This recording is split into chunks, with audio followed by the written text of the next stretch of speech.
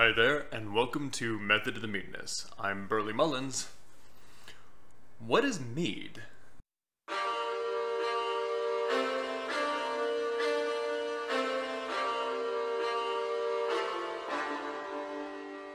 So, I have yet another video where I'm not making mead. I have some supplies on the way, and with everything as it is in the year 2020, all of my shipments are being a bit delayed. So I thought this would be a great opportunity to talk about what mead is and talk about some questions that I often get from people about mead. And to start off at the most basic, mead is simply an alcohol fermented with a majority of the sugars that are fermented coming from honey. That is it. You have endless variations that you can then add on to that, and it still counts as a mead. I often get asked if mead is like beer or like wine, and the answer is really that it's neither and both. There are certain similarities to beer where you are adding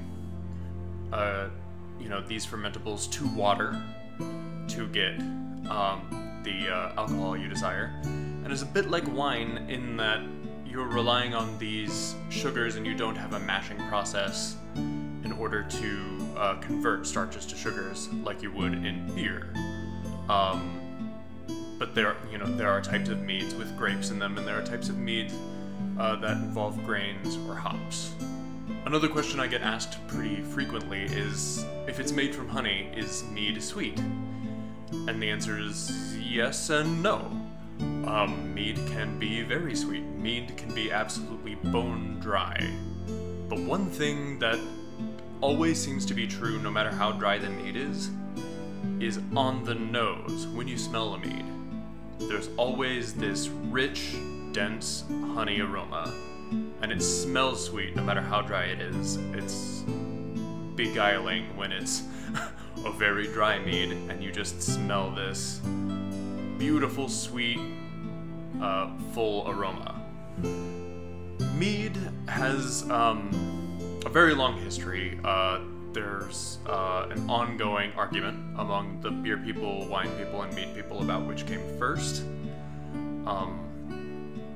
And I don't think there's a definitive answer that we can find at this point in time. I think it's more likely going to be mead or wine. I think beer requires a certain amount of agricultural progress in order to concentrate and store the grains in the quantities necessary to forget about them long enough for beer to spontaneously happen. Whereas spontaneous mead can happen when bees just leave a hive and the moisture content goes up and the wild yeasts that are everywhere in the air do what they do. So there could be trees out there with abandoned beehives in them filled with mead. Well, essentially mead. I wouldn't drink it, personally. But it is technically possible. And likewise, it seems to me that it would be more likely, especially since wild yeast likes to collect on the skins of fruits, that a wine would be more likely to happen spontaneously than a beer.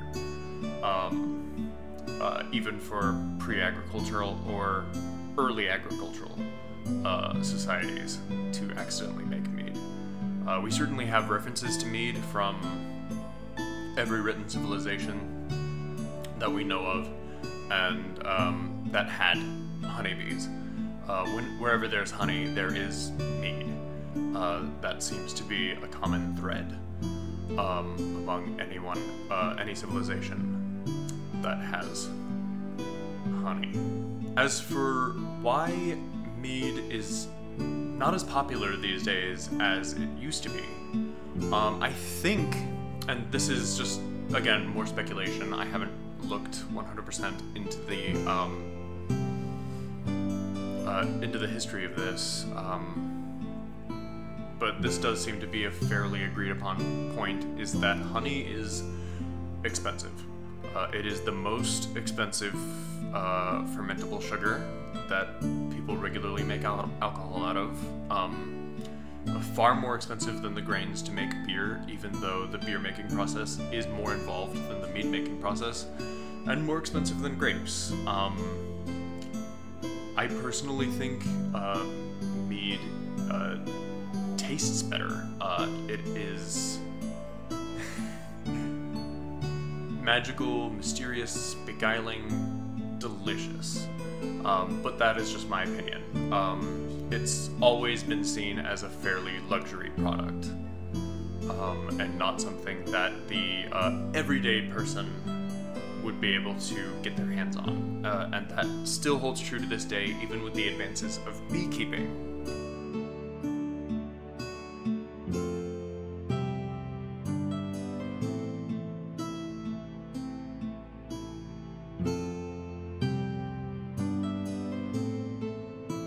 So even with the advent of new beekeeping methods, in the mid-1800s, I'll put an actual year, right around here, I think.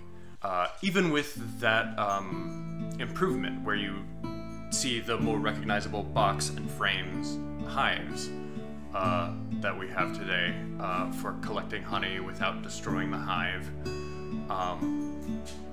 making honey more accessible, it is still a very expensive product relative to grains and grapes. And with the advances of yeast and yeast nutrients and brewing techniques, no longer takes years to make meads, but mead is still a product that improves over time. So it is an expensive product to make in terms of time investment as well as money. But it is one of the easier things to brew, especially for a first-timer. Since there are so many different varieties of meads and what you can do with additives, adjuncts, and adjuncts are just other sugars added to the fermentation that you can add to change the flavor, change the fermentation profile, other things.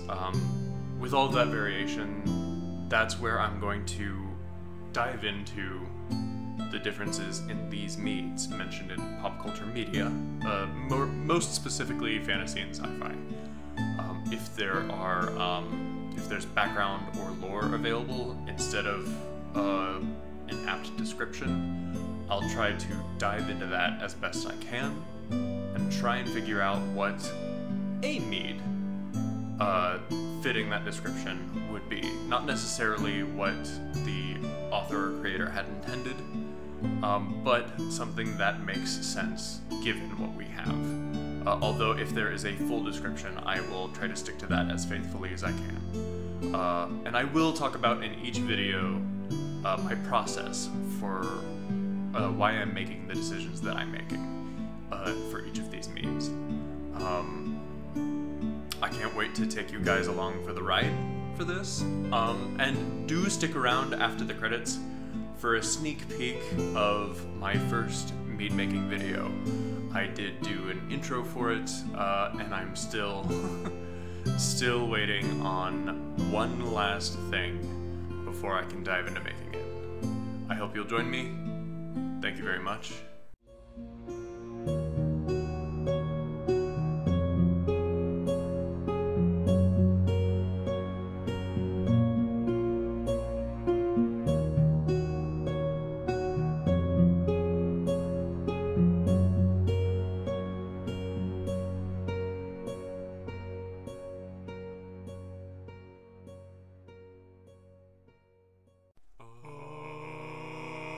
In their tongue, he is Dovahkiin, Dragonborn. Fusroot Dog!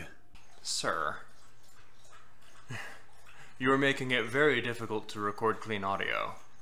You know that, right? I love you so much.